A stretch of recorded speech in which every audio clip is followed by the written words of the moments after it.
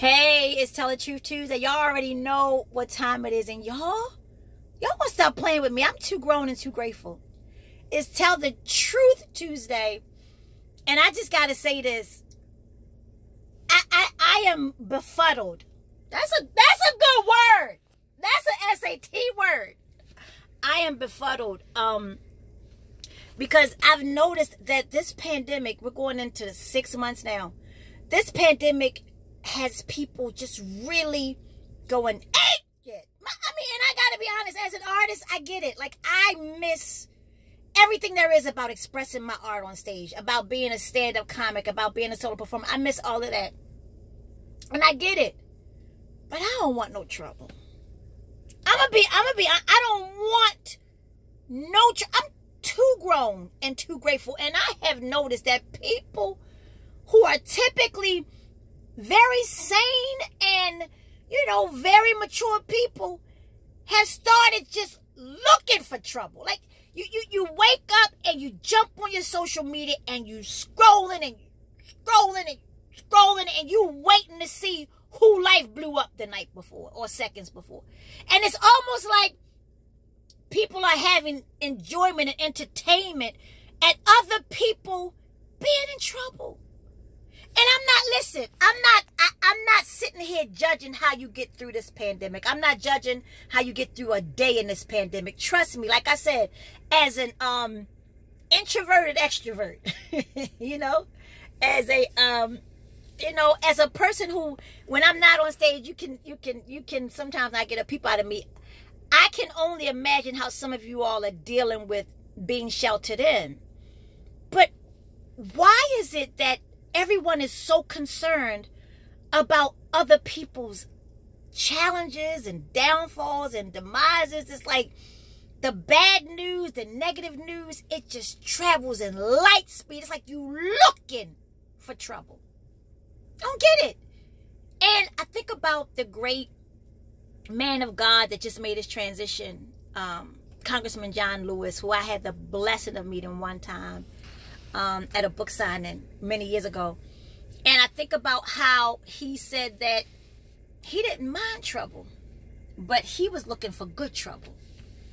Now, I'm going to say it, because people can't, they think you can't put the word good and trouble together. Listen, I bear witness. John Lewis said that he didn't mind good trouble.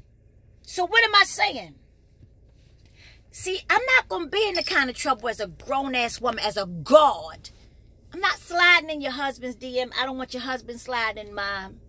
I'm not scrolling through no pics and all of a sudden I'm starting to put provocative-ass pictures of myself as a grown-ass woman. Now I got titties out on the social media. I got ass out. Now I'm going to say it. Some grown-ass women, you wait until you start getting grown AF, and now you want to be a soft porn star. I think I said something that might be rude. What am I saying? You looking for trouble. And you're sitting here saying you just want to be loved. But you looking for trouble. You got grown-ass men with grandchildren running around with chest hairs out, with their chests out and all kinds of stuff. What are you looking for? And my whole thing is karmic law don't lie. Whatever you put out there in the universe is going to come back to you, kind sir. So you will want to put some good stuff out there instead of this trouble and this fuckery. What am I saying? John Lewis said he didn't mind trouble. He just like good trouble. The kind of trouble that shakes up a life in a good way. The kind of trouble that changes social constructs. The kind of trouble that impacts generations in a good way. Like if I'm going to get jammed up, if I'm going to get arrested, if I'm going to get, profiled, it's going to be because I was doing something that was going to impact my children's children's children. Now, I'm not saying I'm Rosa Parks. What am I saying? It's like, why do y'all give so much thoughts about what's happening with Ellen DeGeneres? Supposedly her being on house arrest. All this, we don't know what's happening, but there's articles and blogs and gossip about her being caught up in Epstein's pedophilic ring, about this island where he had children being, abused and misused and sexually molested, and high profile celebrities and public officials and all were coming to. I don't want to know. Not because I don't care about the children. Let's get it clear. I'm unpack this. It's not because I don't care about those innocent boys and girls that were abused. It's because I'm the kind of person, stay with me, when I know better, I am compelled to do better. I can't stay in some fuckery and some bullshit when I've been made aware that that's what this is. So the moment that I'm made aware of something that does not sit well with my spirit, affects my people, my children, now I'm compelled to get in some good trouble. What am I saying? I'm going to do something to swing the pendulum. So I don't have the bandwidth. I'm going to say it. I don't have the bandwidth to get caught up in the minutia of whose susu you in. If you don't get I looked around in a puppet's ass for a fuck to give. I tried to put my hand on a fuck in a puppet's ass. I couldn't find one fuck to give about a susu. What am I saying? Y'all running around here looking for trouble. I don't want no trouble. You don't rock with me, don't rock with me. I'm not looking for trouble. But if I'm going to get in some trouble, it's going to be some good trouble. That's going to change me, make me better, make my children better, make somebody else's children that look like my children better, make the world better. I'm not going to get caught up. Let me tell you something. How you wait till you 50 and impossible? How you wait till you 40 and impossible? How you wait till you 35 and up and you want to go key up some cars and you want to go flatten some time? Where they do that at? You looking for trouble. The brother don't want you. The brother don't want to treat you right. The sister done with you. The sister ran on you. The brother ran on you. Keep it pushing. I don't want no trouble. That kind of trouble can change your life in a way where you can't never get your life back. You're going to end up somewhere in central booking all because you went looking for trouble. I don't want no trouble. I've learned that the only trouble I want is the trouble that I have intentionally placed myself in, with an intention to be impactful socially, to be impactful to humankind, to be impactful to women and girls, and unapologetically women and girls that look like me. So, what am I saying? I'm glad they asked, because some people ain't going to feel this one tonight. I'm about good trouble, but I don't want no trouble. And here's the thing. One of the best things that I've discovered about people during this time is that some people really do enjoy fuckery. Like they like a mess. Like they like to keep something going. And some people are such attention whores, they'll do whatever it takes for you to pay them some attention.